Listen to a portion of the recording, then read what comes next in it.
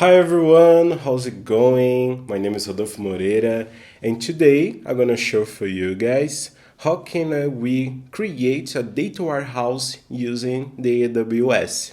So a little bit more what we gonna do here on this video. That's architecture that I built, and all the projects that I work are used to using something like that. Also, I make a search on the internet and all the job requirements and all the companies right now.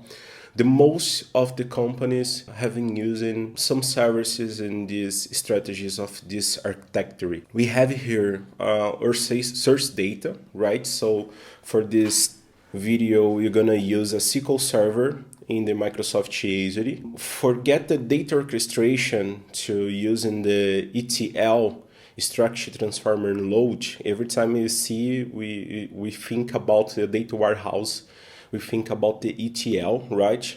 So for do that, you're gonna use the Glue. Glue is a great tool of the AWS. I like so much to work with Glue. There was a data orchestration. We can create a node of data treatment, and after that we can use the orchestration, the workflow to build the dialog flow. It's just look like a graph when I use the Apache Airflow, and most of the applications on the market is building on top of the Airflow. We have this using this dialog flow or orchestration of the graph, so we put all the nodes and do the strategy of the ETL or to building something inside your data architecture here. So I'm gonna use a Glue, but we also could be possible to use a step functions. Step functions is just look like a dialog flow, but we have a lot of the Lambda functions. We have a lot of the functions to do this data treatment, so it's a little bit different, but in the end of the day, we have this orchestration through the dialog flow. And to do this treatment, when I said we're gonna put your data directly on Amazon S3, because you have to do the extraction isolation. So every time you do this strategy of data isolation, you bring your data to a bucket or to a storage. In this case, using the AWS, you're gonna build on top of the S3. So Glue has a great feature to do that, is a data catalog. So you make the compress of the data.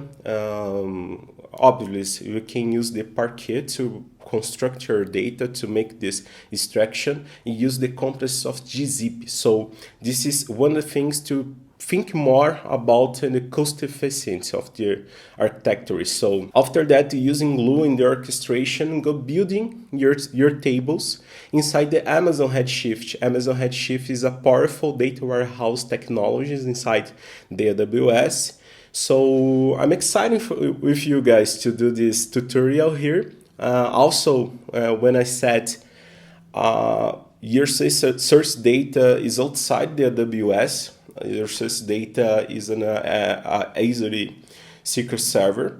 So we have to do a little more about the VPC, right? To make the managing of the networks between the SQL Server, using the public IP to do this connection, the right connection with the AWS. So it's a little tricky to do that, and using some manipulation of the network to do that. Also, you're gonna see the EMN to set the right permissions for our data orchestration turns possible to do all this data treatment. And also, every time you're gonna see a source data or make connections between some services, you have to use the secret manager, because it's not the best practice work of data architecture. For example, pass the login and password directly on the code. So we're gonna use the secret manager of the AWS to do this, set this permission. So we're gonna start make all the structure of the network and pass to security to be able to do this construction of the ETL. And after you're gonna build your table. So in this video, I not go deep on data modeling. So, but we have a best practices to work of data warehouse is the star schema. When we use the star schema, we have the fact tables. The most important table, for example, this is an example of data from retail. So we have the fact table inside the star, and any point of the star, we have this dimensionally. We help us to understand more the data. It's more easily to bring the insights. So it's not gonna deep on the data modeling. If you guys wanted that to do another video focus on the data modeling, please give me feedback on this video, and I'll be glad to do that with you guys. So let's go to the AWS console.